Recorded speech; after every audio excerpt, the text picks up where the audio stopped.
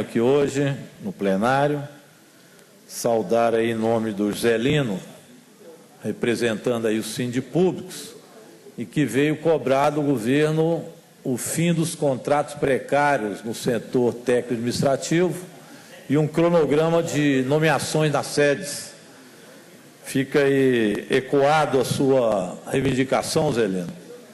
Estamos aí com vocês e pedindo também reestruturação do acordo que foi feito conforme o decreto 221, estamos à disposição para manter aí com o governo que foi acordado. Então, saudar a presença de todos vocês. Eu queria cumprimentar também os nossos colegas e amigos aqui do PDT. Hoje o Carlos Pimenta me agraciou aqui com o site do PDT, que reproduziu um texto meu sobre o desastre ambiental e a herança maldita do PSDB, que saiu no site do PDT, falando sobre a questão da mineração, uma análise que eu fiz mais aprofundada, mais ideológica também, sobre o problema da mineração no Brasil e em Minas Gerais. É um texto que vai rapidamente, não é o assunto que me traz principalmente, mas é um texto que vai relatar um pouco um problema de fundo que nós vivemos hoje na mineração no Brasil e que tem muito a ver com o que aconteceu com a barragem de Fundão que se rompeu em Mariana e que deu esse desastre ecológico profundo, né? Uma tragédia enorme, não só para as pessoas, mas para o meio ambiente. Uma imagem de muita tristeza, ver o Rio Doce todo barrento e aquela água barrenta chegar ao mar, é de doer, né, Antônio Jorge? Realmente uma situação que nos incomoda muito. Esse foi, nesta modalidade, o pior desastre ambiental do mundo. A presidenta Dilma ontem estava em Paris e chamou a atenção que o ocorrido se deu no ato de irresponsabilidade da empresa que lá trabalhava, que é a Samarco. E a Samarco tem por trás dela as duas maiores mineradoras do mundo. A Vale, privatizada, é isso um pouco que eu falo no texto, que é o malefício da privatização em questões estratégicas, em qualquer país. Aqui no Brasil isso foi fatal. Ao fazer a privatização da Vale, o país abriu mão de ter um projeto de mineração nacional que estabelecesse o que nós queríamos com a extração do minério e como que esse minério faria para industrializar o país, com aço, com a produção, portanto, de materiais que hoje nós compramos de fora muito mais caro do que o minério que nós mandamos. Então, nós deixamos de ter uma estratégia de produção de algo fundamental e estratégico no mundo.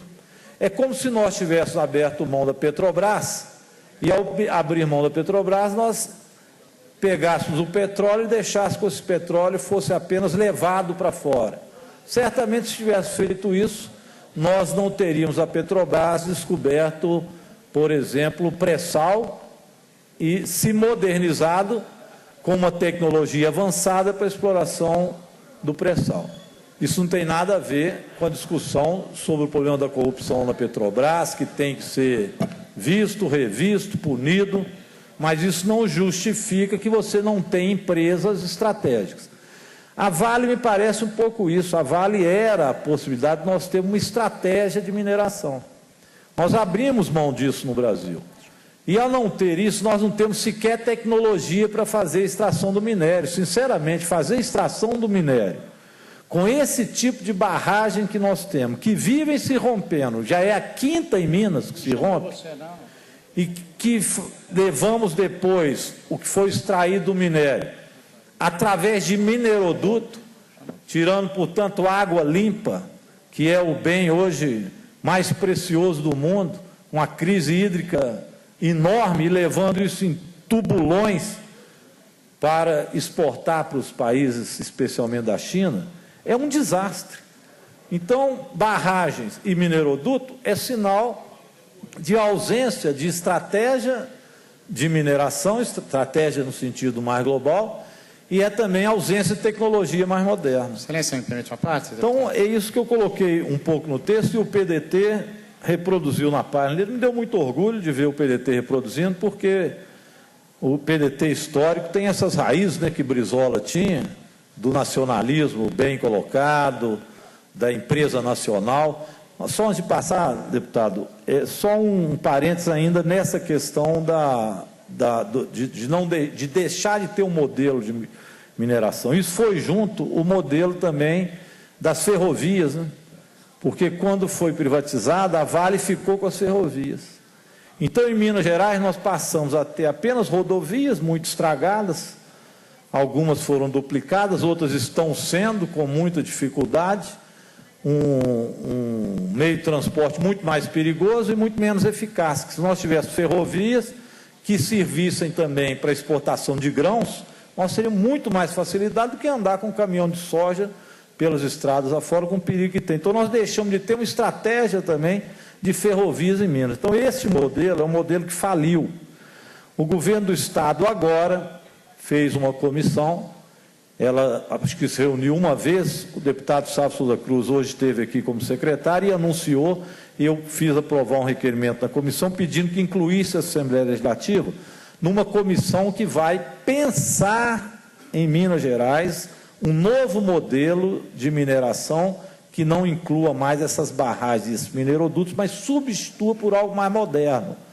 Vamos ver se com essa tragédia, que repito, a maior tragédia neste ramo do mundo, a gente consegue, a partir de agora, dar um salto à frente realmente na questão da mineração em Minas Gerais. Não apenas na legislação que torne mais eficaz a fiscalização, que nós aprovamos agora, inclusive, no último projeto de lei, emenda que foi aprovada por unanimidade dos deputados, em dois sentidos, uma nessa que eu acabei de colocar, que é estudar a nova forma de mineração, e a outra que é exigir para licença operação, para poder entrar em funcionamento, que se tenha agora um plano de segurança, um plano de contingenciamento e um plano de aviso de risco. Isso agora faz parte da lei que nós acabamos de aprovar.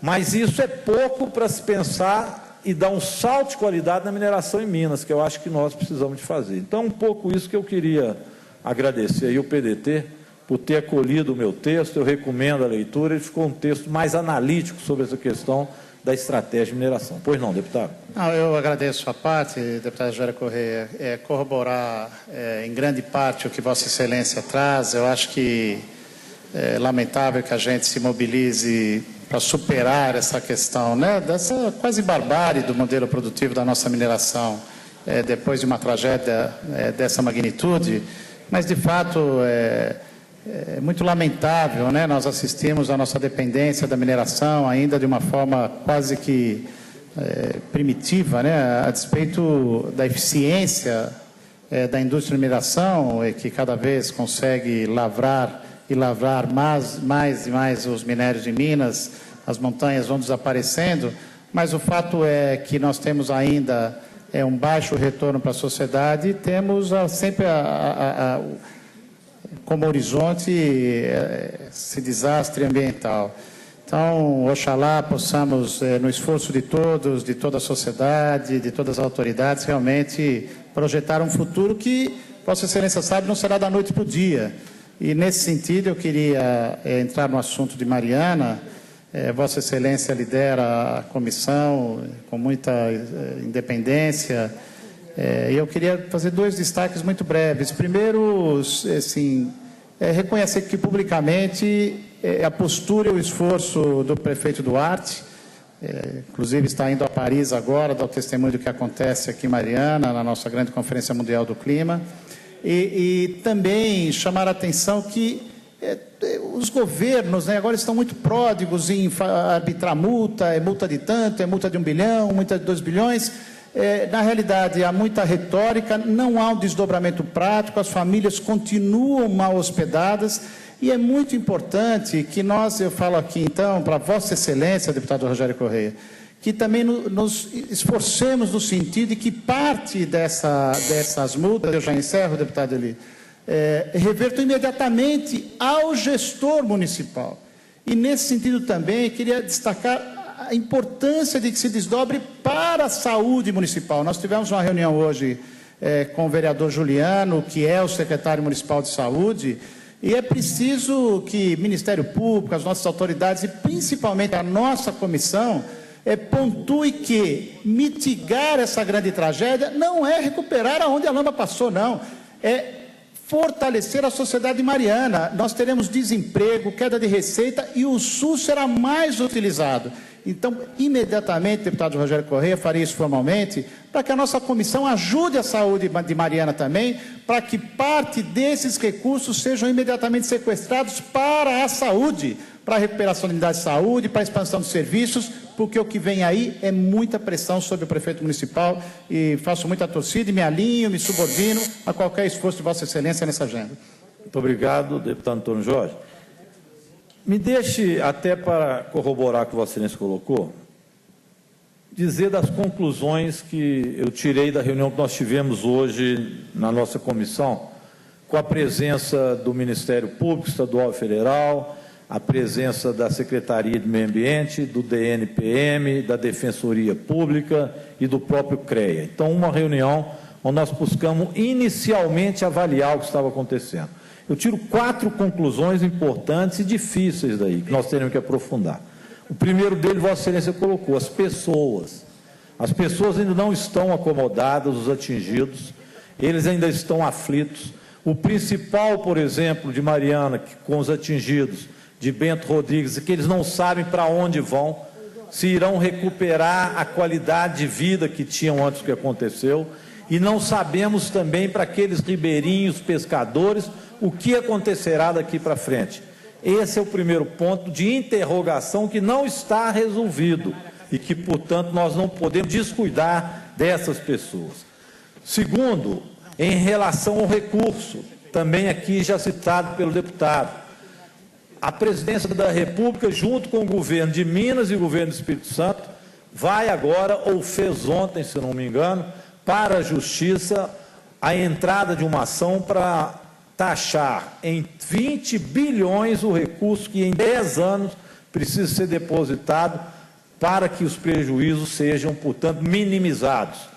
É claro que o que é feito agora de imediato tem apenas o efeito de mitigar as consequências para as pessoas daquilo que aconteceu.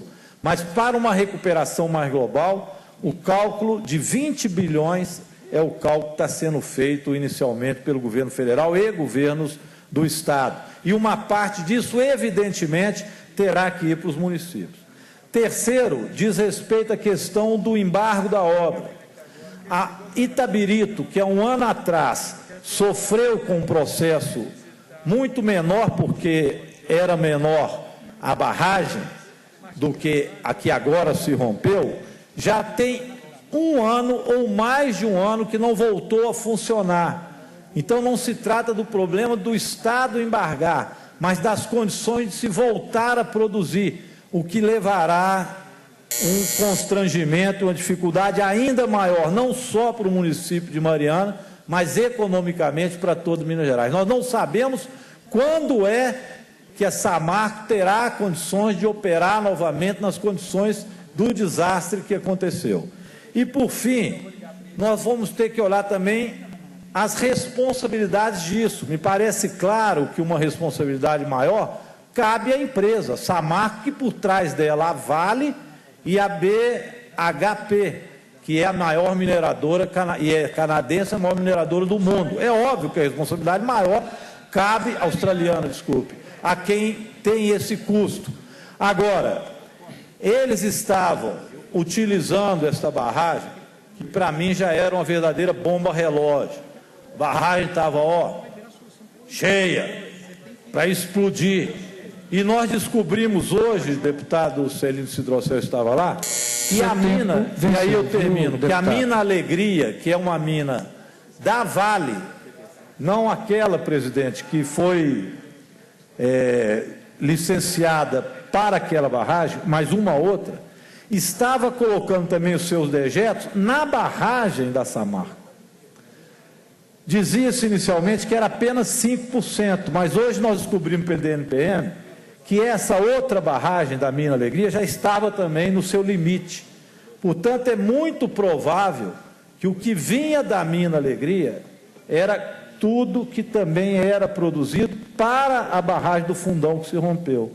Então, a empresa tratou aquilo no limite da irresponsabilidade, o lucro a qualquer custo, o que provavelmente levou a este rompimento. Então, são trabalhos iniciais, mas é bom que a população vá acompanhando também o andamento do que a comissão tem buscado fazer.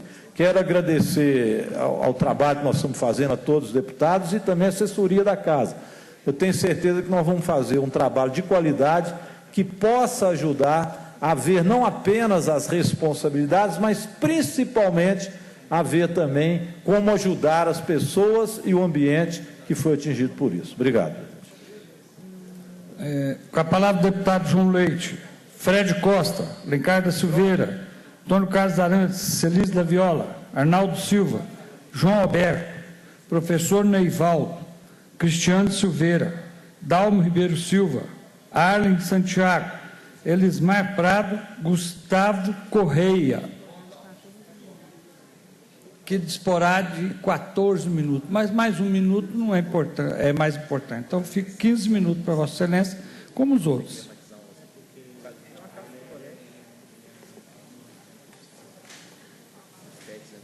Uma boa tarde a todos os senhores e senhoras aqui presentes.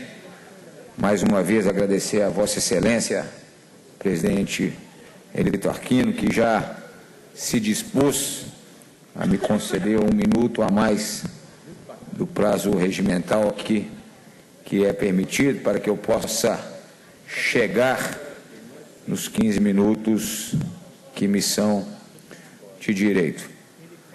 Vários assuntos me trazem nesta tribuna na tarde de hoje.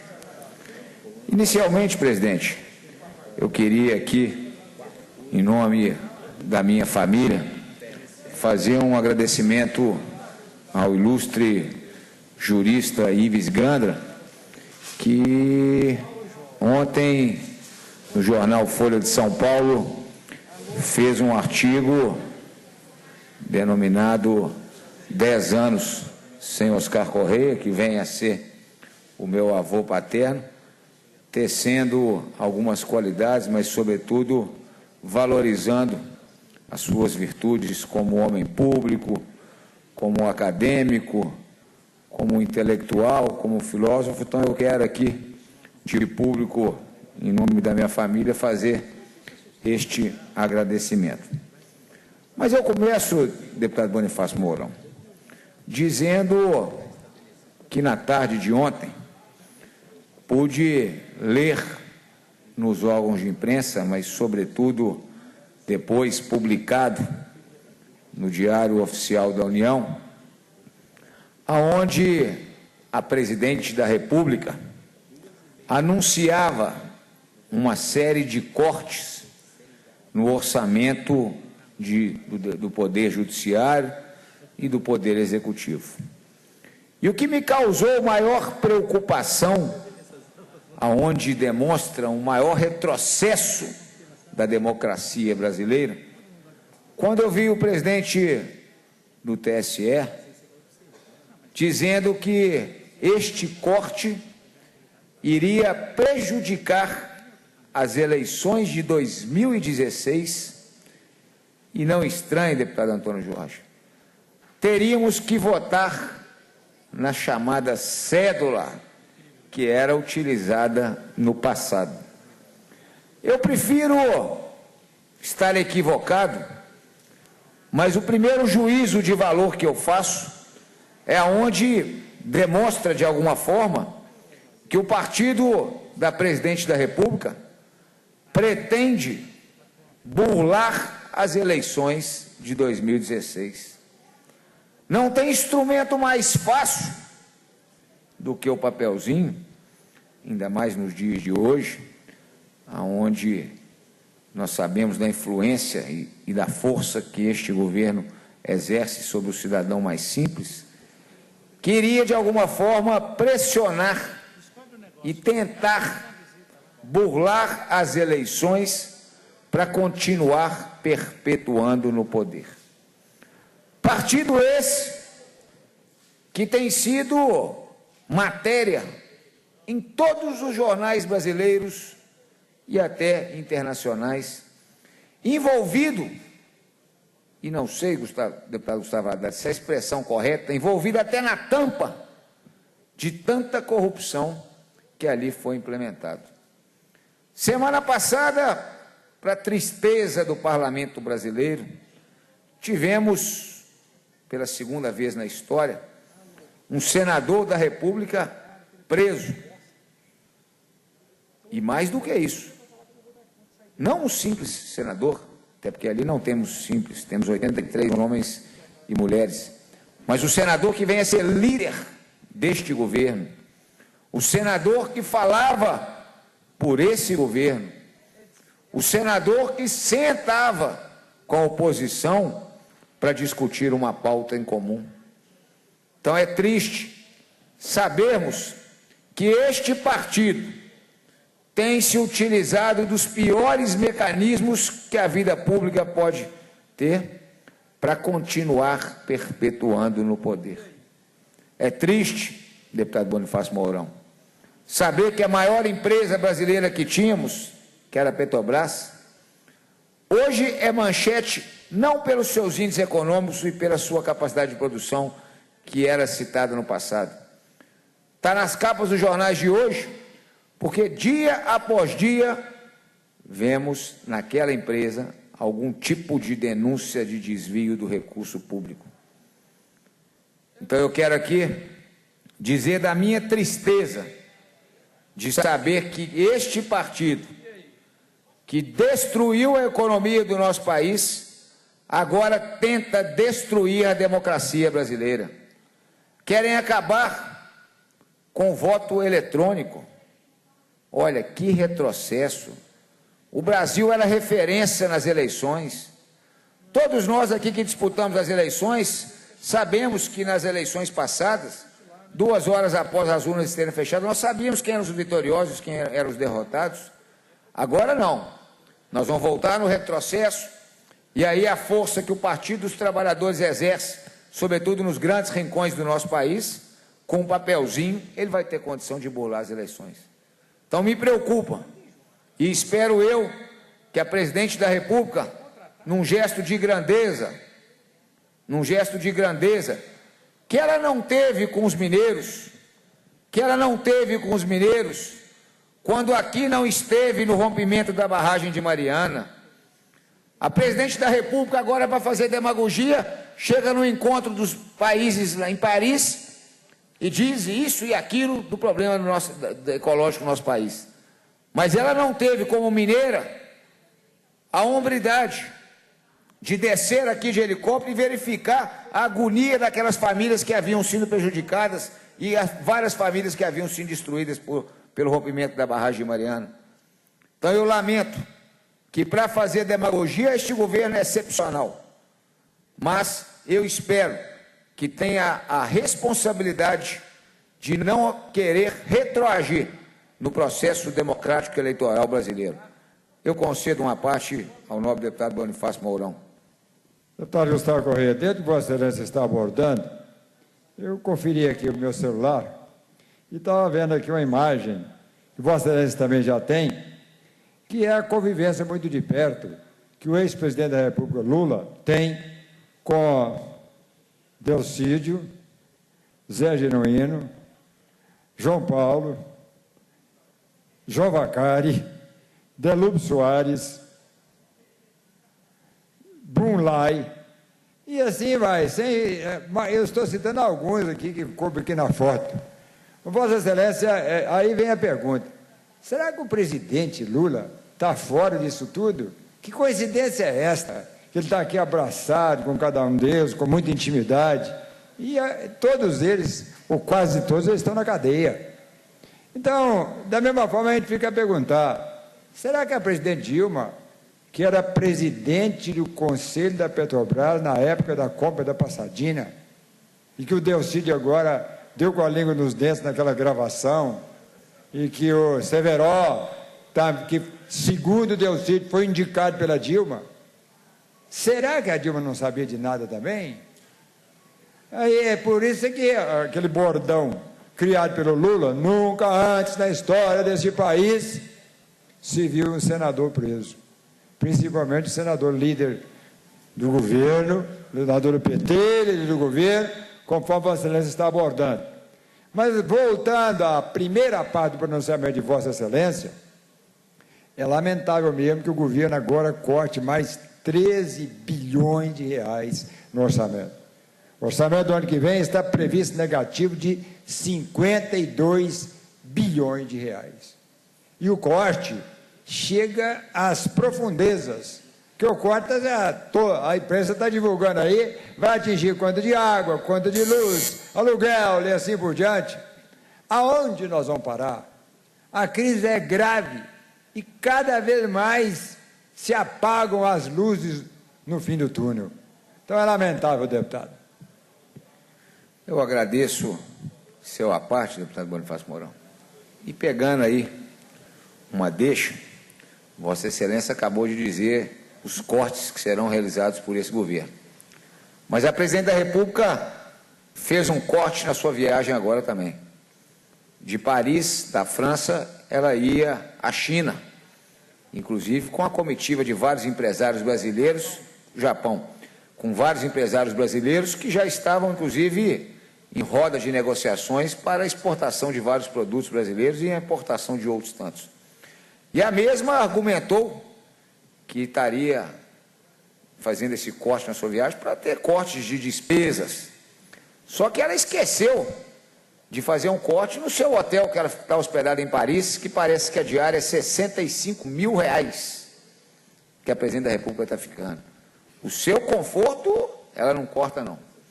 Os ministérios que ela devia cortar, ela não corta, não, para continuar ali colocando os seus companheiros políticos. Então é triste, deputado Bonifácio Mourão, como da mesma forma eu fico preocupado com que algo que nós temos certeza que infelizmente irá ocorrer no futuro. Muitos dos senhores e das senhoras lembram, sobretudo pela sua liderança, deputado Bonifácio Mourão, do embate que tivemos aqui acerca dos depósitos judiciais. Alertamos longamente e exaustivamente que aquela matéria era inconstitucional. E avisávamos que, infelizmente, os grandes prejudicados seriam os mineiros. E o Supremo Tribunal Federal agora começa a dar liminar contra o confisco dos depósitos judiciais em todos os estados da federação que ali fizeram esta ação. E mais, se resolverem pedir o retroativo, como que o governo do estado vai fazer? Até porque nós sabemos que o recurso não foi aplicado da forma que deveria ter sido aplicado, conforme previa a lei. E por que o governo tem feito esse confisco, fez aquele confisco? Para poder conceder reajuste aos servidores da educação, que alertamos aqui que é merecido, mas o governo passado tinha a responsabilidade de cumprir o que a lei determina. E este governo não tem feito isso. E o próprio secretário adjunto, se não me engano, o deputado Gustavo Haddad lá se encontrava, como outros tantos deputados do bloco de oposição, o secretário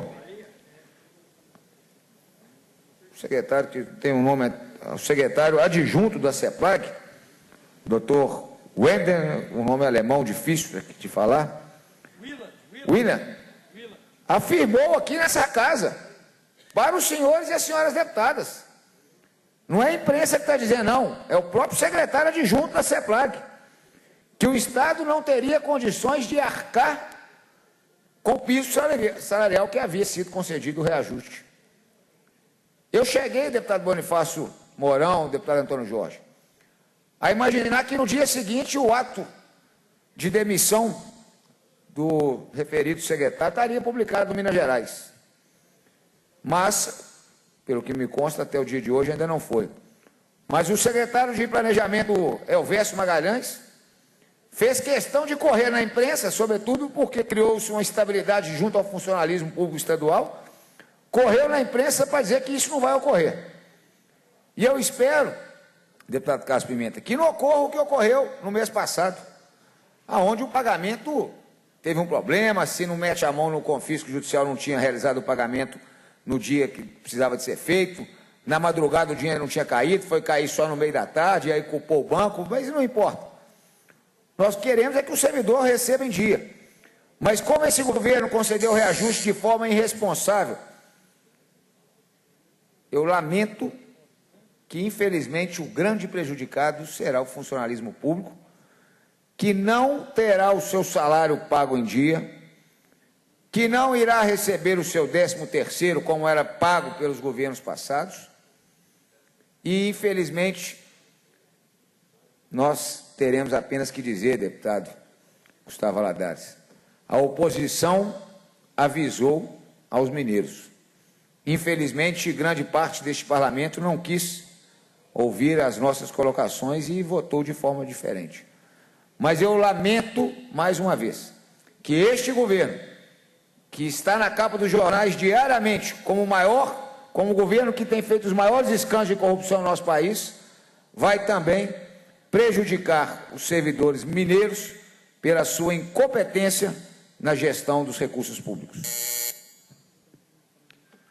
Esgotado o prazo destinado à primeira parte, a presidência passa a segunda parte da reunião, com a primeira fase da ordem do dia, compreendendo as comunicações da presidência e a apreciação de pareceres e requerimentos. Estão abertas inscrições para o grande expediente da próxima reunião.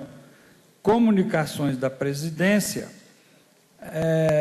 A presidência, no uso de suas atribuições e tendo em vista as alterações do regimento interno promovidas pela resolução número 5.511, de 1º de dezembro de 2015, decide que ficam revogadas a partir de 1º de fevereiro de 2016 as decisões normativas da presidência números 1, de 11 de novembro de 1997, de 2 de 5 de março, a decisão número 2, de 5 de março de 1998, decisão número 8, de 8 de novembro de 2000, a decisão número 10, de 25 de fevereiro de 2013, decisão número 11, de 12 de março de 2013, a número 15, de 15 de setembro de 2005, a número 16, de 1º de fevereiro de 2007, e a número 19, de 11 de fevereiro de 2015, mesa da Assembleia. A presidência, no uso de suas atribuições e tendo em vista o disposto no parágrafo único do artigo 277 do Regimento Interno, decide que o requerimento para modificação da ordem do dia, que implique alteração da preferência estabelecida no referido dispositivo, somente será admitido se acompanhado de acordo de líderes subscrito pela totalidade dos membros do Colégio de Líderes, nos termos do parágrafo 4º do artigo 73 do Regimento Interno. Essa decisão normativa da presidência entra em vigor em 1º de fevereiro de 2016, ficando revogada a partir dessa data a decisão normativa da presidência número 3, de 20 de março de 1998.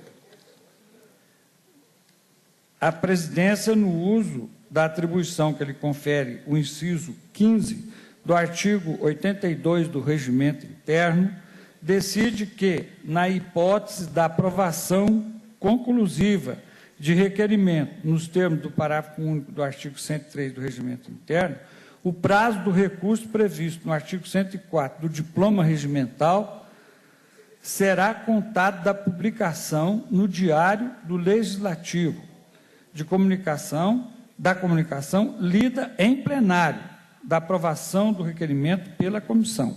Essa decisão normativa da presidência entra em vigor em 1º de fevereiro de 2016, ficando revogada a partir dessa data a decisão normativa da presidência número 9, de 24 de abril de 2001.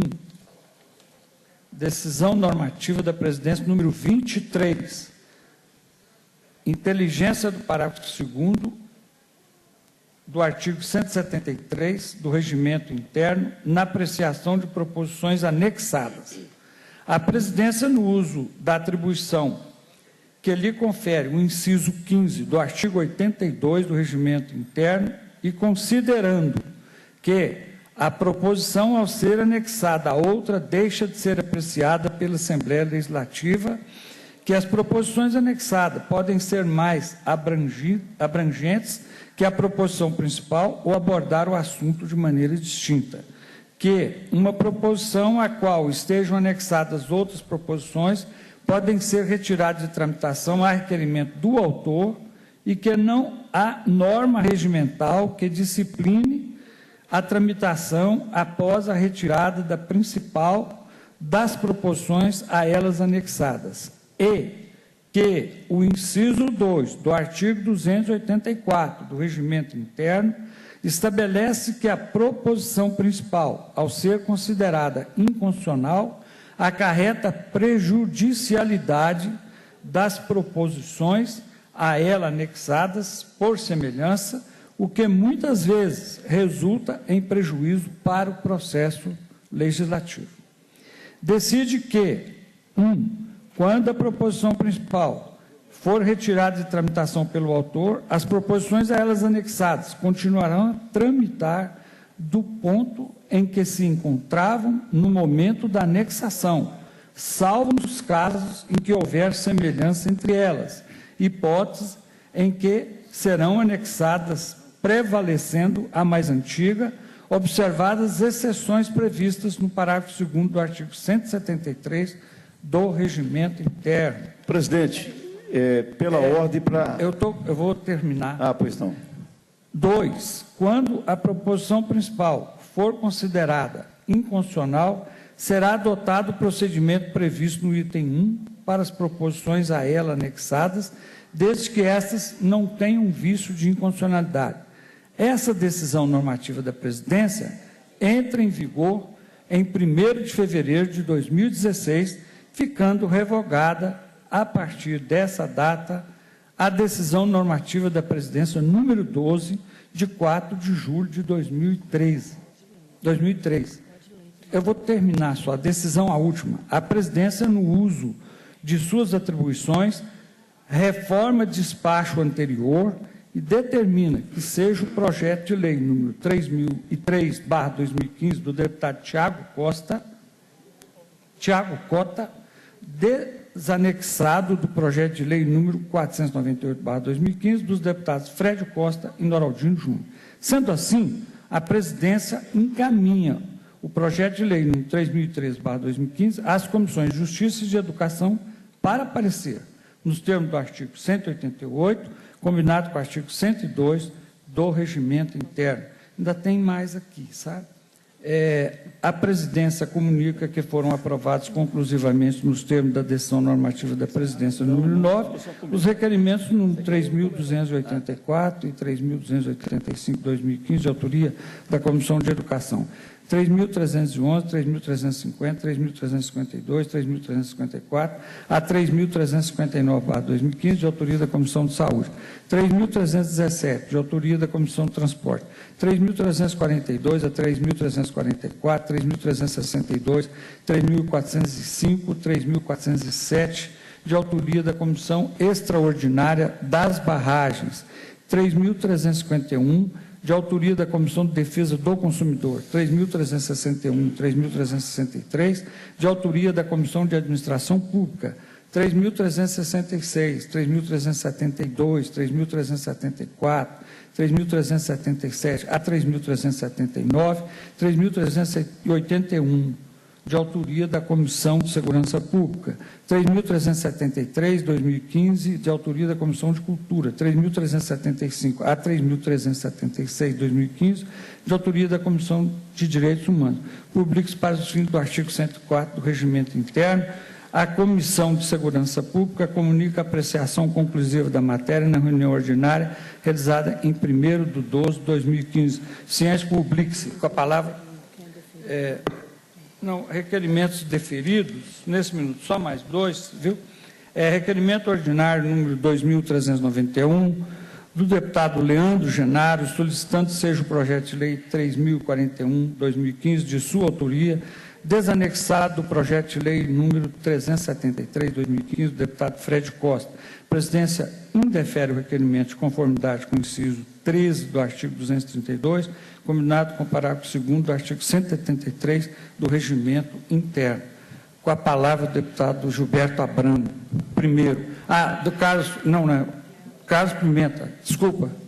Pois não, presidente. Eu estava querendo só comentar essa decisão normativa que vai passar a vigorar a partir de fevereiro de 2016, porque eu não entendo a lógica das decisões da mesa diretora com relação à indexação de um projeto, de uma matéria, a outra semelhante. Quando as matérias, elas... pois não, senhor presidente.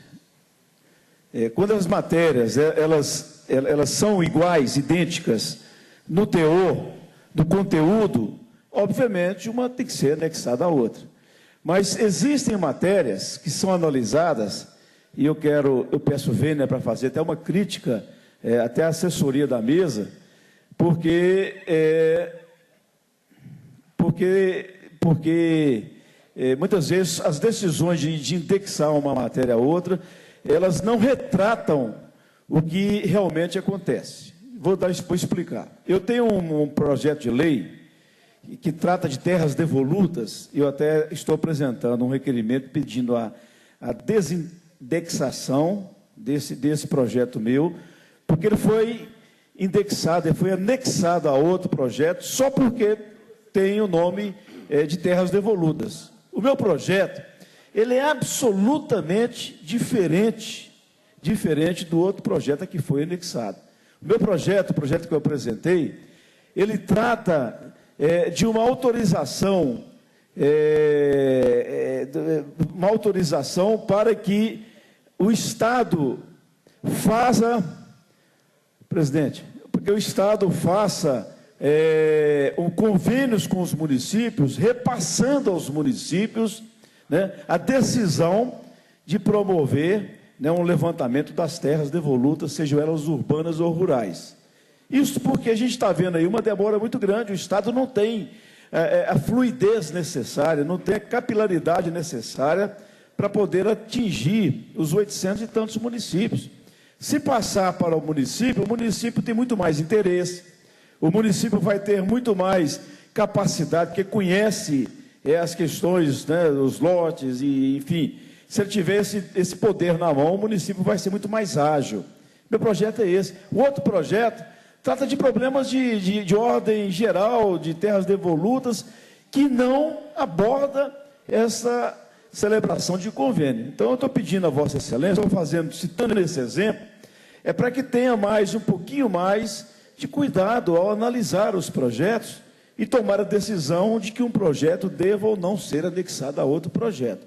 Então, essa decisão normativa, eu acho que ela deveria ser um pouco mais discutida, porque existem detalhes, né? Existem situações em que a mesa precisa ter um pouco mais, sabe, de critério, um pouco mais de cuidado, de análise, né? Da mesma forma que a Comissão de Constituição e Justiça, eu já fiz essa denúncia, estou fazendo novamente, a Comissão de Constituição e Justiça, ela tem tomado decisões de considerar um projeto de lei inconstitucional, sendo que já existem precedentes no passado que essa mesma comissão fez com que projetos fossem analisados na forma da constitucionalidade.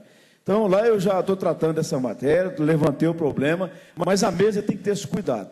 Esse projeto meu traz um prejuízo profundo ao programa de reforma agrária, ao programa de legalização de terras, ao programa de levantar as terras devolutas. Então, eu queria pedir a Vossa Excelência que discutisse com as bancadas, encaminhasse para as bancadas, solicitar sugestões, né, e não deixe simplesmente para que a mesa decida, passando por cima de direitos elementares, de propostas válidas, e como a minha foi, e que ela foi simplesmente anexada. Então, é o que eu queria dizer a Vossa Excelência. Eu vou sugerir à mesa, né, de que nós possamos adotar uma metodologia realmente volumétrica ou até multidimensional para analisar a semelhança e a dessemelhança dos projetos e especificar o encaminhamento conforme, vamos dizer assim, a realidade, uma interpretação que possa ser mais da realidade propriamente dita. Com a palavra, com a questão de ordem solicitada anteriormente, o deputado Leandro Genaro. Senhor presidente, eu quero fazer coro com o deputado Carlos Pimenta. Eu acabei de ter ciência de que um requerimento que eu encaminhei à mesa foi também deferido, um projeto de lei que se assemelha, sim, em parte, ao projeto apresentado pelo deputado Fred Costa. No entanto, o teor é bem diferente. Enquanto ele propõe que todos os estabelecimentos, restaurantes ou similares, tenham fraudário obrigatoriamente, a gente tenta obrigar que aqueles que já têm o fraudário no banheiro feminino o tenham também no masculino. É uma pena porque, vinculado, eu vejo reduzidas as chances desse projeto dar sequência na casa. Eu quero aproveitar esse tempo para parabenizar a Igreja do Evangelho Quadrangular no Brasil, que agora no mês de novembro celebrou 64 anos de sua fundação. No ano de 1951, o missionário americano Harold Williams e sua esposa chegaram, a princípio, em Poços de Caldas. A igreja seria aberta em Minas, mas por conta de alguns contratempos, ele atravessou a divisa e abriu a Igreja Quadrangular na cidade de São João da Boa Vista, senhor presidente, onde ali a primeira tenda foi erguida e a primeira pregação foi feita. Acho que nós talvez sejamos uma das poucas igrejas que tem a filmagem do primeiro culto realizado, do primeiro boa noite, do primeiro God Bless You, dado pelo missionário Harold Williams. Então, parabéns à Igreja Quadrangular no Brasil, parabéns ao pastor Mário de Oliveira, nosso presidente, parabéns ao pastor Antônio Genaro, presidente da nossa igreja no estado de Minas Gerais, parabéns a todos os pastores e membros dessa tão amada e querida igreja. E eu quero, para finalizar, também comentar aqui o episódio ocorrido na UFJF, nesta última quarta-feira, dia 25. Eu vou ler um trecho aqui. A UFJF lançou nesta quarta-feira, 25, a campanha Libera Meu Xixi, que pretende combater a transfobia em espaços públicos. Cartazes com os dizeres: aqui você é livre para usar o banheiro correspondente ao gênero com que se identifica, estão sendo espalhados próximos a banheiros de toda a instituição. Inicialmente, os adesivos serão colocados nas entradas dos banheiros de toda a reitoria.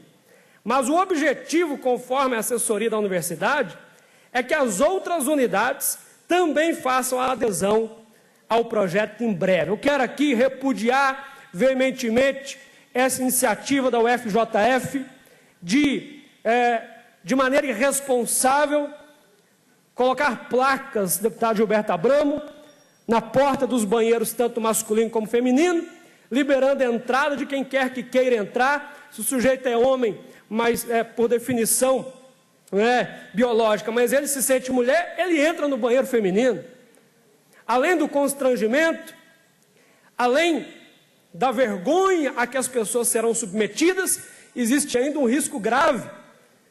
Eu estava esses dias tendo notícia de que na Holanda e na Suécia, por exemplo, países em que os banheiros são, na maioria, unissex, depois que foi liberado a violência contra a mulher, o estupro cresceu quase que o triplo, porque facilita-se o acesso do malandro, do camarada mal intencionado, não é? Como eu ouvi de alguém esses dias ao comentar sobre isso,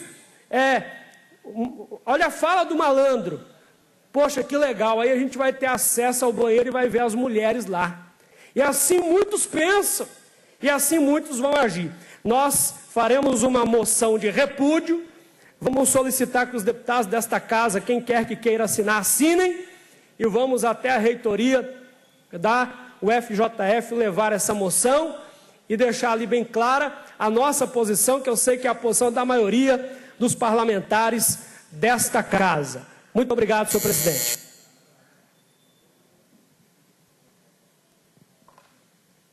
Palavra, deputado Gilberto Abramo. Presidente, apenas que pudéssemos encerrar de plano os trabalhos, uma vez que nós não temos quórum, e só lembrando, deputado Leandro Genar, que pode contar com o nosso apoio e temos que trazer esse debate a essa instituição, tá? Então, solicitaria de plano o encerramento. Obedecendo e também concordando, né, com o pedido do deputado Gilberto Abramo, a presidência encerra a reunião e convoca os deputados para extraordinárias de amanhã, dia 2, às 9 horas, às 18 horas e 18 horas, nos termos do edital de convocação, para a ordinária também de amanhã, às 14 horas, com a ordem do dia ser publicada. Fica desconvocada a extraordinária prevista para hoje, às 18 horas. Levanta-se a reunião. Esse foi o deputado Eli Tarquínio, que encerrou a reunião ordinária de plenário desta terça-feira. Mas há outras atividades acontecendo no Legislativo e nós vamos agora para o plenarinho 3 da Assembleia, onde está reunida a Comissão de Turismo para discutir a importância da Junta Comercial de Minas Gerais para o fomento à economia e ao desenvolvimento do Estado. Vamos acompanhar o debate. Responsabilidade com muito afinco que um órgão, entre aspas, rico, porque se nós somos 273 servidores e entregamos 40 milhões, 45 milhões de reais por ano ao Estado, a gente pode dizer que a gente tem condição. É lógico que a situação do Estado e de outros órgãos é muito difícil. Eu sei da questão orçamentária, né? Entre aspas, ocorre aquela frase, se for dar para um, eu tenho que dar para outro. Mas isso é só uma meia-verdade, as coisas não são assim. Existem órgãos dentro do Estado que têm um tratamento diferenciado, seja pela importância que eles têm, seja pela força que eles fazem junto aos seus empregadores, que é o próprio Estado. Nós somos um órgão pequeno, a pressão que a gente pode fazer é o que a gente está fazendo, vindo aqui, conversando. Nós fizemos 3 dias de paralisação um tempo atrás. Estamos, como se diz, em estado de greve, mas ninguém quer greve. Greve é péssimo. Greve é um atraso de todas as formas. Se chegou uma greve, foi porque não foi possível conversar e chegar num acordo. E nós temos argumento para chegar num acordo. Né? Eu não posso, e eu não vou aqui ficar criticando o governo, criticando a CEPLAG, por quê? Porque eu preciso deles. Eu tenho que estar do lado deles. Só que nós estamos do lado dele. Então, a gente pede um pouquinho, um pequeno esforço dentro desse limite, né, do limite prudencial do Estado. Não será ultrapassado o limite prudencial se nos for concedido o aumento que a gente pediu. A gente, inicialmente, para a gente se equiparar com juntas comerciais do Brasil, repetindo, nós somos a segunda junta comercial do Brasil em volume. Em prazo, nós somos imbatíveis. Em tecnologia, nós somos imbatíveis, mas com muita frente, muita. Em tecnologia, o que a gente oferece para o cidadão mineiro e o cidadão brasileiro, porque muita empresa está lá fora, mas está aqui também. A gente está muito à frente das outras juntas comerciais. Agora, um analista no Rio de Janeiro, o primeiro dia que ele põe o pé na junta comercial concursado, ele ganha R$ 7.500, R$ 8.000. Na junta comercial de Minas, ele ganha R$ 2.200. Um analista no Rio Grande do Sul, no primeiro dia que ele põe o pé na junta comercial, tomando posse, iniciando seu serviço, ele ganha R$7 mil, na junta é 2.200. A junta comercial do Espírito Santo, um estado que eu particularmente gosto, tenho parentes lá, acho que, né, nada contra o Espírito Santo, que tem um volume de serviço da junta comercial 5 vezes menor que o de Minas. Um analista da junta comercial do Espírito Santo, o primeiro dia que ele entra na junta, ele ganha R$4.500. Então, são coisas assim que não dá para a gente conversar. A fazenda do estado de Minas Gerais é tratada como fazenda. A junta comercial do estado do Espírito Santo, do Rio de Janeiro e de outros lugares são tratados como junta comercial. A junta comercial de Minas não é tratada como junta comercial no que se refere à política remuneratória. Não é. Ela é cobrada e atende. Nós batemos prazos, nós temos metas. A questão da política de qualidade na junta, ela está de vento em popa e ela foi uma cultura que chegou para ficar. Uma revolução que acontece com o registro digital, que é acabar com o papel, além de ter uma pegada ecológica, a questão de não ter mais papel, de rapidez, de comodidade, de tudo, quando chega na mesa do servidor, no contra-cheque dele, não tem revolução. Aí para tudo. Aí é o pacotão, não é o orçamento aqui, que você tem que receber igual aqui, igual ali. Eu não quero ser melhor que ninguém, não somos melhor que ninguém, mas a importância de cada órgão, de um órgão que coloca R$40 milhões, R$45 milhões por ano no Estado, ela tem que ser reconhecida. A gente não quer privilégio, a gente só quer um pouco de reconhecimento. 273 servidores.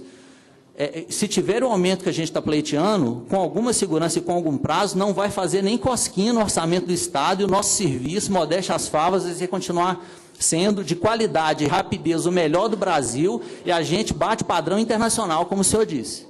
Então é isso, é só reforçar, e não estou querendo brigar, nem fazer beligerância, porque, repito, eu preciso da CEPLAG, eu preciso da doutora Varlene, nós precisamos do doutor Elvésio, mas pedir essa compreensão.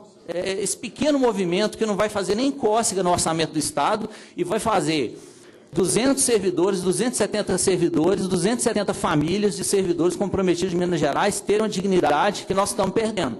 Há 3 anos, 4 anos, nós estamos perdendo dignidade de pagar empréstimo com outro empréstimo. A gente não precisa disso dentro de um órgão rico e de um órgão que leva riqueza e fomenta a economia do Estado igual a gente. É isso que eu tinha para dizer. Muito obrigado. Agora vamos ouvir o deputado Bosco. Boa tarde, senhor presidente. Deputado Antônio Carlos Arantes, presidente desta comissão. Quero cumprimentar os demais deputados, deputado Dalmo Ribeiro, autor da proposição que culminou com esta reunião, cumprimentar o deputado Felipe Atier, desta comissão, Carlos Pimenta, cumprimentar de uma forma muito especial a senhora Alessandra Ferreira da Silva Araújo, presidente em exercício da Associação dos Servidores da Junta Comercial, e pedir licença a você, Alessandra, para, através de você, cumprimentar todos os servidores aqui presentes que vieram aqui demonstrar, né, o interesse, sobretudo, nesta reunião especial. Quero saudar também o presidente da Junta Comercial, sou Donaldo Bittencourt Júnior, meu conterrâneo da cidade de Araxá. Saudar também o procurador do Estado, doutor Fernando, aqui presente. Saudar também o senhor Orias Batista Freitas, do Conselho Regional de Contabilidade. Saudar também, da mesma forma, o senhor Hudson Navarro, vice-presidente da Seminas, a Seminas que tem também um papel preponderante no Estado, sobretudo em defesa das associações, do comércio e da prestação de serviço. É uma entidade que também conta com o nosso respeito e com a nossa admiração. Saudar aqui também o senhor Marcos Araújo, diretor de integração, né, de interiorização da JUSENG. Enfim, saudar a todos e a todas e, a partir desse momento agora, também saudar as pessoas que nos assistem através da TV Assembleia, que passam a nos assistir ao vivo agora, a partir deste momento. Quer dizer, presidente e caro Dalmo Ribeiro, que, para os senhores que já me conhecem, eu que estou aqui no segundo mandato, eu sou extremamente otimista. Né? Nós temos um estado com a dimensão continental, com 853 municípios, e nós temos repartições ligadas diretamente ao governo, né? Importante para o estado, umas que estão numa situação numa situação melhor, outras em situações mais difíceis, e nós temos instituições também, a exemplo da JUSENG, que tem um papel preponderante no estado. Né? Eu acho que, se não fosse realmente o comércio, as empresas instaladas nesse nosso estado, né, nós certamente não teríamos um estado tão forte como nós temos o estado de Minas Gerais. Nós sabemos que estamos passando por uma crise difícil, com muitas dificuldades, com muitas empresas fechando as portas, mas, por outro lado, nós sabemos que tem muitas outras abrindo as portas, acreditando no momento, e mesmo mediante a crise, estão aí prontas a enfrentar esses desafios. E a JUSENG tem um papel extremamente importante, porque a JUSENG é esta instituição, caro presidente Donaldo, que é a instituição primeira, é o cartão postal do Estado, em poder receber esses empresários, em poder dizer a esses empresários: olha, nós estamos aqui para auxiliá-los, nós estamos aqui para dar todo o suporte necessário para que vocês possam abrir os seus negócios, para que vocês possam gerar emprego, gerar renda para o nosso Estado, né, e que vocês possam crescer junto ao nosso Estado. Então, eu tenho, assim, uma admiração muito grande. Desde quando fui vereador por 4 mandatos na minha cidade, eu sempre acompanhei o trabalho da JUSENG, principalmente da nossa regional, que fica em Uberaba, e a gente vê assim que o papel, e sabemos e temos certeza que o papel da JUSENG ele é primordial, principalmente nesse primeiro momento, né, que é esse momento de dúvida, de incerteza, e de que muitos empresários que às vezes, né, têm bons projetos, ficam no caminho em virtude da burocracia, em virtude das dificuldades que são impostas hoje no mercado. E a JUSENG é uma instituição que ela foi criada em 1893, através do decreto da lei estadual 51. Então, ou seja, uma instituição de 122 anos. Não é qualquer instituição que consegue, né, caminhar tanto quanto a JUSENG por mais de 100 anos, ou seja, 122 anos. E aí disse aqui o presidente, disse também a Alessandra, de servidores da JUSENG que já estão lá contribuindo, doando parte da sua vida ali há 30 anos, que são pessoas importantes. E não menos importantes aqueles que chegaram agora também, né, que chegaram com esse entusiasmo, acreditando na JUSENG como uma instituição forte, mas querendo também dar a sua contribuição. E eu fico muito contente, presidente, caro Dalman, e a Alessandra saiu aqui um pouquinho, certamente está dando entrevista, de ter essa oportunidade aqui nesta reunião, de fazer primeiro aqui uma saudação e render as nossas homenagens aos servidores da JUSENG. Porque nós sabemos que a diretoria da JUSENG, como nós, deputados, nós temos dia para entrar e dia para sair, nós somos passageiros. Nós estamos, deputado, como a diretoria da JUSENG está diretoria, mas os servidores não. Os servidores são, se a gente pode dizer assim, são patrimônios, são peças integrantes da JUSENG, não é? Então vai entrar diretoria, vai entrar governo, vai sair governo, e a maioria dos senhores haverão de continuar lá prestando esse excelente serviço. E eu gostaria de dizer que, não porque o presidente atual, Donaldo Bittencourt Júnior, seja meu conterrâneo, seja cidadão araxaense, eu tenho conversado muito com o Donaldo, e uma das grandes preocupações que o Donaldo colocou, desde a sua primeira entrada na JUSENG, que foi 2013, não é isso? 2014. 2014. O Donaldo levantou e falou, me disse o seguinte: olha, a estrutura é muito boa, né? Nós temos um prédio muito bom, mas nós temos lá um corpo de servidores que não são muito bem remunerados e que se torna difícil para eu, como presidente, para a nossa diretoria, cobrar, exigir muito mais do que eles já fazem, muito mais do que eles já prestam para a Jusceng. Então, eu quero aqui até fazer justiça. O presidente não falou, não sei se ele vai ter a oportunidade de falar, porque a gente sabe que algumas negociações, às vezes, não podem ainda, antes da sua conclusão, serem, às vezes, noticiadas. Não é? Mas eu sei que o presidente tem novidades.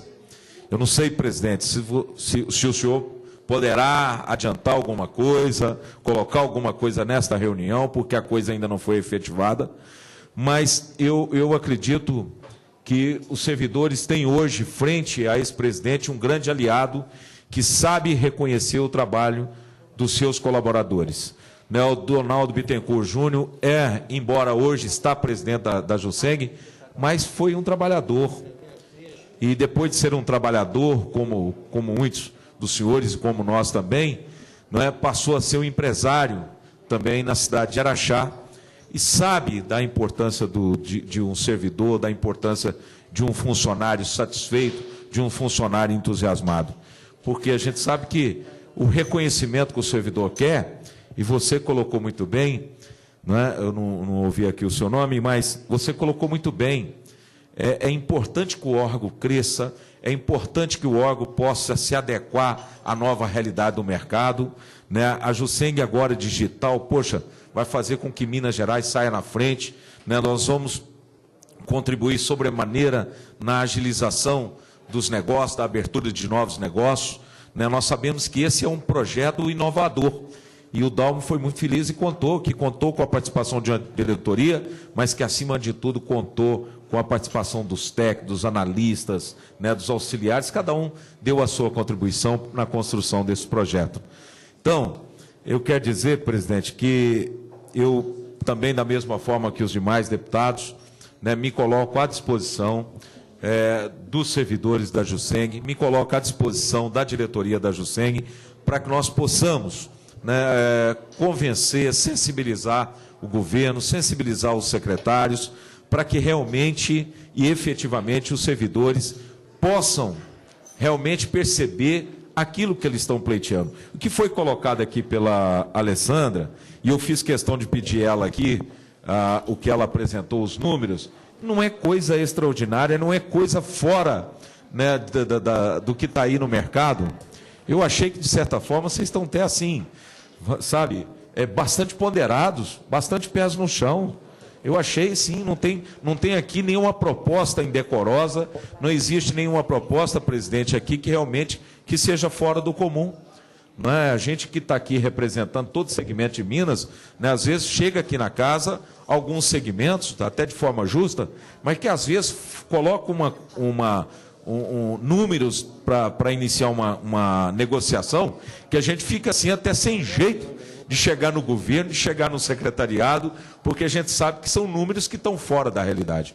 Agora, os números que foram aqui hoje apresentados e que estão sendo apresentados pela categoria, viu, Dalma, a gente sabe que são números que são pleitos que estão dentro de uma realidade de mercado. E aí fico feliz, Alessandra, de ouvir você, ouvir aqui o Aloísio, que a classe quer realmente, de uma forma respeitosa, promover essa negociação e buscar êxito no pleito dos senhores e das senhoras. Então, eu vejo assim, presidente, caro Dalmo, que a situação não é tão difícil como a gente poderia se imaginar antes. Por um lado, vocês têm um pleito que é razoável, um pleito que matematicamente não está fora do mercado, e foi citado exemplo aqui de outros estados, exemplo de São Paulo, dentre outros estados. Não é? Por outro lado, nós temos uma junta comercial que tem hoje uma receita importantíssima, uma receita que demonstra o trabalho que é realizado por essa junta. E eu diria também, presidente Donaldo, que Vossa Excelência tem razão, né? É uma junta realmente bastante enxuta, né? 273 servidores para tomar conta de um Estado, né, de 853 municípios, realmente é uma tarefa árdua, é uma tarefa difícil, mas que esses 273 servidores têm feito com muita competência. Então, eu quero colocar-me à disposição, presidente, Dalmo, Donaldo, aos servidores, Alessandro, eu quero me colocar à disposição para que nós possamos estarmos aí juntamente com vocês, juntamente com o governo, para que nós possamos realmente buscar uma solução que possa dar satisfação aos servidores da JUSENG, que os servidores possam trabalhar de forma entusiasmadas, de forma assim satisfeitos, né, com aquilo que estão produzindo e com aquilo que estarão recebendo do Estado. Eu sei que já há uma negociação bastante avançada, há já até números definidos, algo em torno de 50%, mas de forma escalonada, para parte disso em 2016. Parece que a contraproposta do governo é de 30% para o ano de 2016, e depois de 10% em 2017, 10% em 2018. Eu ouvi dizer isso, não tem esses números de forma efetiva, mas parece que já houve uma negociação nesse sentido. Mas nós vamos querer ouvir isso do governo de forma oficial, para que realmente nós possamos ajudar a diretoria da JUSENG, para que nós possamos ajudar os servidores da JUSENG.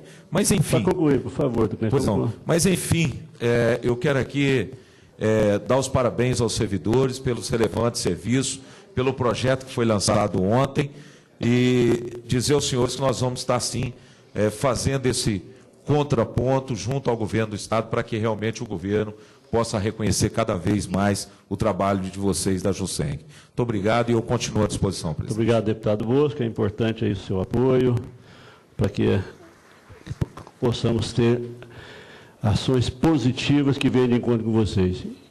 Principalmente porque é um órgão pequeno, enxuto, e mesmo que fosse grande, o governo, quando quer, faz. Tanto é que é feito a educação, que envolve aí mais de 400 mil funcionários. Então, o governo, quando quer, faz, ainda mais o governo Fernando Pimentel, que vem agora com vai ser o janeiro, pode falar, hoje vai ser o janeiro do terror, vai ser o janeiro do pesadelo, porque vem aí 150 produtos com muito mais impostos, com mais de 50% de impostos, que vai encarecer muitos produtos, que, inclusive, eu espero que o governo não precise criar aí uma junta para fechar empresas, sabe? Modernizar fechamento de empresas, que vai fechar muitas empresas. É uma pena. Mas ação positiva para a abertura de empresas, para facilitar, é positiva, e eu espero que realmente seja bom. E, principalmente, se você vai cobrar mais impostos, você vai ter mais dinheiro. Energia elétrica é 49% só no ICMS. É uma cacetada. É uma contramão que o governo está agindo, no nosso entendimento. Isso é muito ruim para Minas Gerais. Inclusive, votei contra, trabalhamos contra, mas, infelizmente, fomos atropelados. Então, mesmo numa ação negativa, o governo conseguiu aprovar. Se ele quiser, ele também vai poder aprovar o aumento de vocês e vai poder contribuir aí valorizar esta classe. Eu estou pedindo assim uma certa urgência, porque eu e Dalmo e Felipe, nós ainda temos mais um compromisso urgente. Então, acho que já deu para avançar bem, mas ainda tem o Marquinho aí, o nosso Marcos Araújo, para que pudesse fazer também sua manifestação.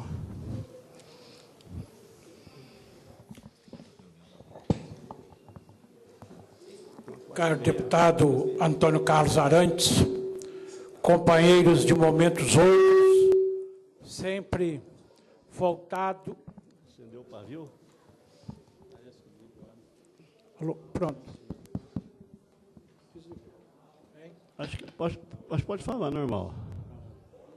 Deputado Antônio Carlos Arantes. Ok, pode falar. Sempre voltado, com seu espírito democrático e espírito público, a receber todos aqueles que querem se manifestar. Eu próprio já estive aqui em outras audiências públicas, quando Vossa Excelência ainda presidia a Comissão de Agricultura, e sempre aberto ao diálogo, sempre aberto a contemporizar as partes que em algum momento podem estar divergindo. Deputado Dalmo Ribeiro, nosso grande líder, nosso grande companheiro, meu companheiro das eleições de 2006, onde tive a honra de, como candidato a deputado federal, ser escolhido por Vossa Excelência para dobrarmos algumas cidades no sul de Minas. Caro deputado Felipe Etier, voz sempre firme da Uberlândia do Uberabinha, seja como vereador e hoje como deputado estadual, tem defendido a sua Uberlândia e o seu Triângulo Mineiro. Meu caro deputado Bosco, o único representante da cidade de Araxá, que sob a inspiração de Dona Beija, vem para esta casa trazer o seu conhecimento de como vereador e hoje já no segundo mandato como deputado. Meu caro presidente José Donaldo, em nome de Vossa Excelência, saúdo todos os meus companheiros de diretoria da Junta Comercial, minha cara Alessandra, Júnia e Aloísio, que aqui representam os nossos colegas servidores, nossos companheiros vogais da Junta Comercial. Quando assumi as minhas funções de diretor de interiorização da Junta Comercial, recebi a visita de Alessandra e de Júnia, onde foram na minha sala, honrando-me com a visita e me explicando o que era a Junta Comercial, o que era a nossa associação e o que eram os pleitos dos servidores. Desde aquele dia, invoco o testemunho de Júnia e de Alessandra, sempre me coloquei ao lado dos servidores para ajudar, sob a liderança do presidente Zé Donaldo, resolver o impasse da melhoria salarial. E sou aqui testemunho que de todas as reuniões que participei sob a presidência de Zé Donaldo, sempre o assunto servidor da Juseng esteve em primeira pauta. E tem lutado o presidente Donaldo com todos os nossos servidores da Junta para que possam, de maneira efetiva, melhorar os seus vencimentos. Que não há necessidade alguma, presidente Antônio Carlos Arantes, de melhorar os conhecimentos dos servidores da Junta. São servidores que são professores em todas as matérias inerentes aos seus conhecimentos, para todas as juntas do Estado, mas é necessário, com urgência, uma melhora substancial nos vencimentos dos servidores, para que assim, com seus conhecimentos e com seus vencimentos, com uma certa melhora, possam trabalhar ainda mais para permanecer a Juseng como primeiro lugar em todas as juntas do Estado. Eu tenho certeza que o deputado Dalmo, com seu conhecimento, com um homem de ouro fino, um homem voltado ao diálogo, haverá de ser muito importante, presidente José Donaldo, para que nós, servidores da Junta, e os senhores e as senhoras servidores efetivos consigam, de fato, uma melhoria salarial. Muito obrigado. Muito obrigado, Marquinhos, o Marcos Araújo, diretor de integração e interiorização da Juseng. Agora o deputado Dalmo, vou passar a palavra antes para o Felipe Etier, que aí depois eu já passo para o Dalmo e já vê os requerimentos. Então, o deputado Felipe, por favor. Senhor presidente, nós estamos vendo aqui um pequeno grupo de servidores tentando a sua melhoria salarial, o seu padrão de vida dentro do Estado de Minas Gerais. Nós estamos vendo essa peleja, ela aqui no Estado, pelo pouco tempo que eu tenho vindo aqui, funciona normalmente na base da pressão. A educação tem 200 mil servidores, eles votam, eles transformam a AES num monstro, a Bia do Sindiúte vem aqui e apronta um escarcéu danado, e põe pressão, e põe aquilo, e ameaça os deputados, e faz lista, e faz pressão, e aí eles conseguem um aumento. Vocês estão vindo aqui todo cordado, todo educado, sem barulho, sem apitar, sem xingamento, sem nada, né? A gente fica até estranho, né? Os funcionários mais cordiais são os da Junta Comercial de Minas Gerais. Não sei se é porque é pequeno, as outras categorias são muito grandes, né? A polícia, quando vem, costuma vir até armada, dando tiro, deixar, e assim por diante. Então, os funcionários do Estado, quando querem as coisas, vêm aqui e em cima bater caixa. Agora, a situação do Estado, nós estamos sabendo qual é.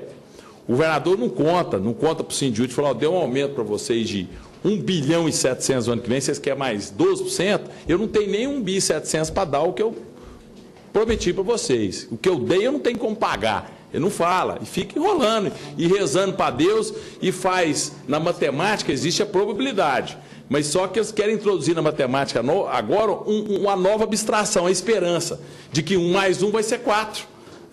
Então eu estou assistindo isso aqui, assim, fico assistindo de boca aberta, porque essa é a lábia do político brasileiro. Dá o que não pode, não tem como pagar, fala o que os outros querem ouvir, tudo atrás de voto. Aqui todo mundo quer voto.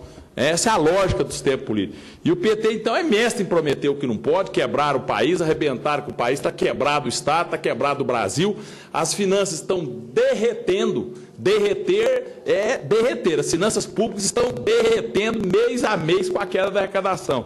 E os senhores vão ver o que é realmente a questão de fechamento de empresa no primeiro trimestre. Os senhores vão constatar esse fechamento em loco da situação que está acontecendo. Não há perspectiva. Os pequenos e médios empresários não aguentam a carga tributária, não aguentam a justiça trabalhista, não aguentam a fiscalização em cima deles. A fiscalização que não fazem nessa marca estão todo dia na porta do seu Manel, Dom Joaquim e da Dona Maria, com as empresas dela, seja de vender pão de queijo, o seu Manel com a firma dele de detetização, não sei o que, estão todo dia lá na porta dele, nessa marca não fiscaliza. Mas no pequeno, na média, estão todo dia lá, o corpo fiscal, se brincar vai a polícia, vai o Ministério do Trabalho notificando, os senhores doutos desembargadores do tribunal condenando a pagar milhares de reais para os funcionários, o cara não tem dinheiro nem para pagar a empresa. Então, essa é a realidade do Brasil. Essa é uma realidade triste, que nós estamos vendo que agora como nós vamos recuperar essa terra arrasada que foi feita pelo PT nesses 12 anos. Essa situação. E você ainda tem que vir aqui na Assembleia escutar deputado falar aí que se a Vale fosse estatal, a barragem não tinha caído. Oh, que eficiência! Agora, quer dizer, primeiro que a Vale continua estatal, é dos funcionários do Banco Brasil, a Vale continua, senhor presidente, não é só estatal, não, continua do BNDES, continua do governo, quem nomeia o presidente da Vale é o governo, é o presidente da República, só que lá tem gerente do Bradesco, tem gerente da Votorantim, de outras áreas, indicado. Aí não dá para fazer aquele esquema da Petrobras, falar que lá no Congo tem uma mina de ferro e comprar lá no Congo um monte de argila.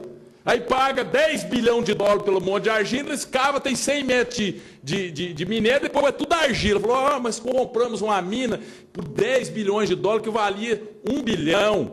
Aí não dá para fazer lá na Vale mais isso, igual na Petrobras faz. Não dá para fazer navio sonda superfaturado, não dá para comprar vagão de trilho com bola e comissão petista, não tem como. Por isso que eles querem que volta. E aí não tem acidente, você está entendendo? Não tem não, é muito... A Vale deu prejuízo a vida inteira. Aí quer estatizar a mineração. Esse povo quer inflar o Estado brasileiro e acabar de quebrar, porque lá aí tem boca.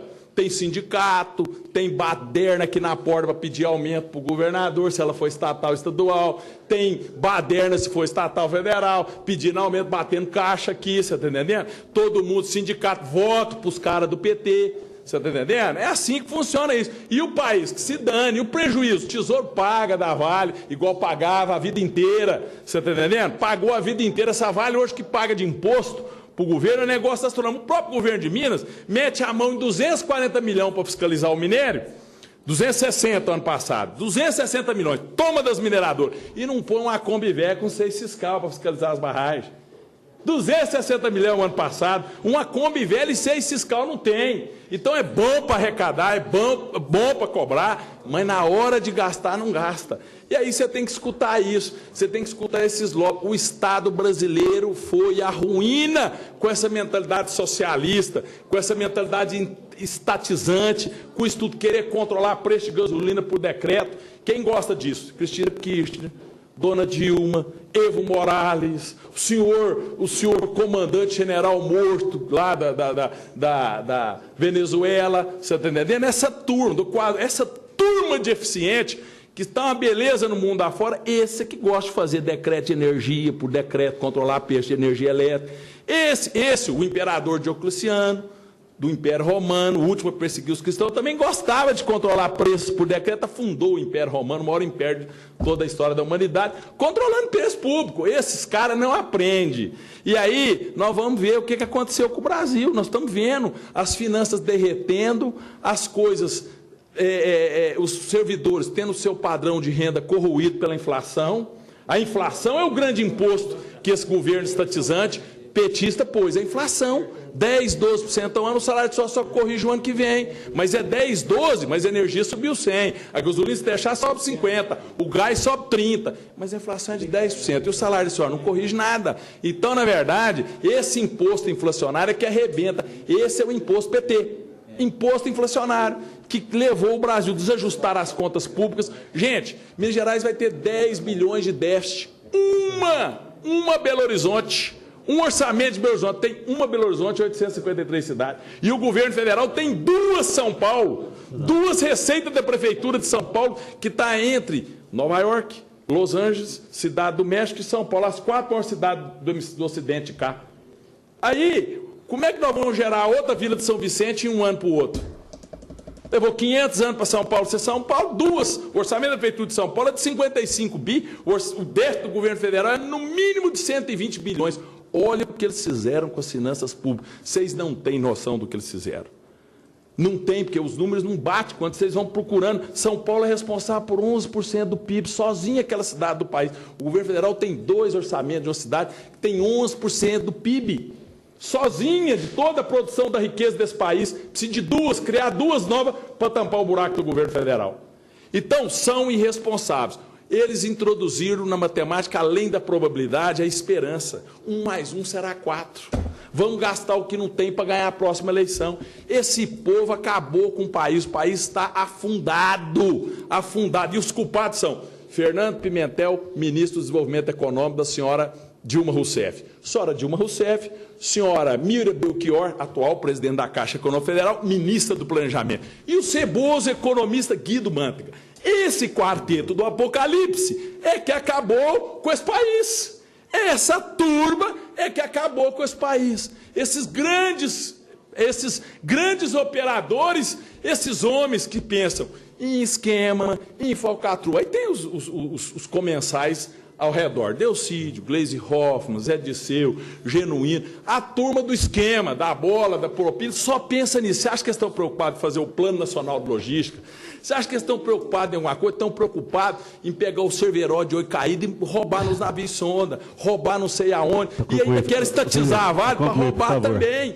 Querem estatizar tudo. Se brincar, cria os bancos estatal de novo para emprestar dinheiro para os políticos. O que vocês acham de refundar o Benja, o Crédito Real, a Minas Caixa, para emprestar dinheiro para os amigos dos políticos, para a empresa quebrada, para fazer propaganda de marketing, coisa que não existe? Cria mais empresa estatal, PT. Cria, senhores deputados. Isso vai ser uma beleza para a nação aguenta, a República aguenta isso. Aguenta, a República não aguenta. Com as senhoras empreiteiras, todo mundo quer sacar e roubar o erário. Ninguém tem espírito público. Junta as empreiteiras, junta os políticos, junta todo mundo e o Brasil. E o povo vai afundando. Então nós precisamos dar um jeito nesse país. Vocês, eu tenho até vergonha de recebê-los aqui pela educação, pela fineza, pela realmente a seriedade e a humildade de vir pedir esse reajuste, que é merecido e devido. Porque vocês são eficientes, nós temos que apoiar no serviço público, não é luta de classe, ódio de classe, briga de classe, rancor, marxismo de Bíblia, não. Nós temos que apoiar a meritocracia, eficiência, e os senhores têm eficiência, merece um aumento, senhor governador. Dê um aumento a quem tem meritocracia no Estado, não dê aumento para quem põe voto na bolsa do senhor, não.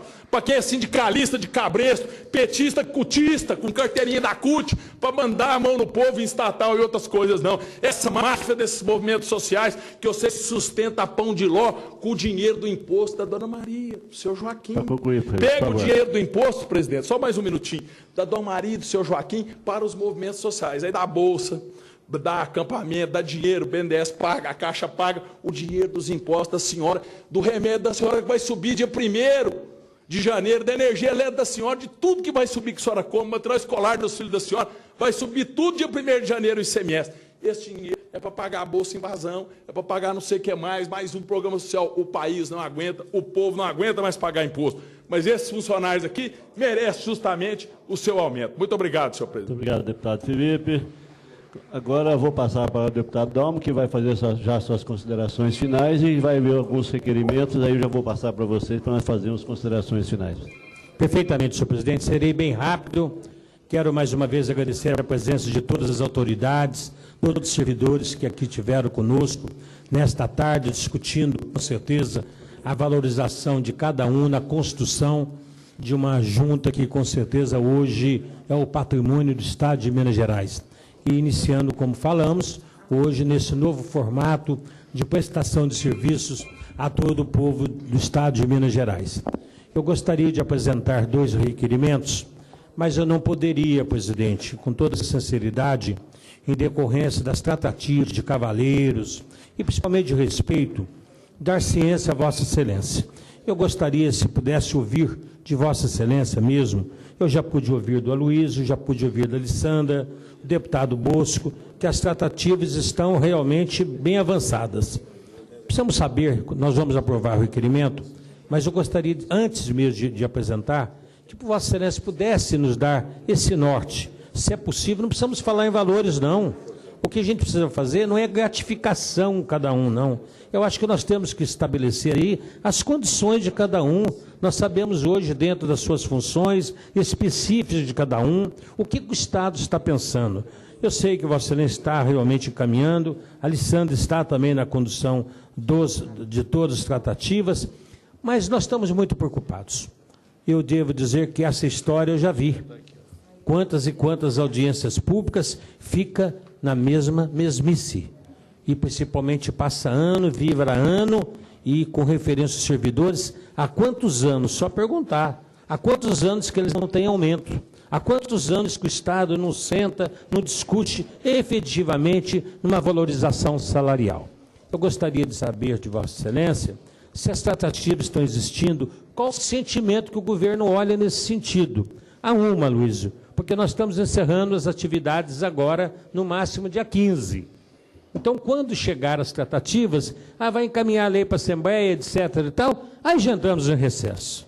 Então, eu gostaria muito mesmo que Vossa Excelência pudesse nos ajudar, pela sua seriedade, pela sua palavra, pelos demais aqui, pelo próprio procurador do Estado que está aqui. Nós não podemos aí deixar mexer com o sentimento dos servidores. Nós estamos até solicitando aqui para que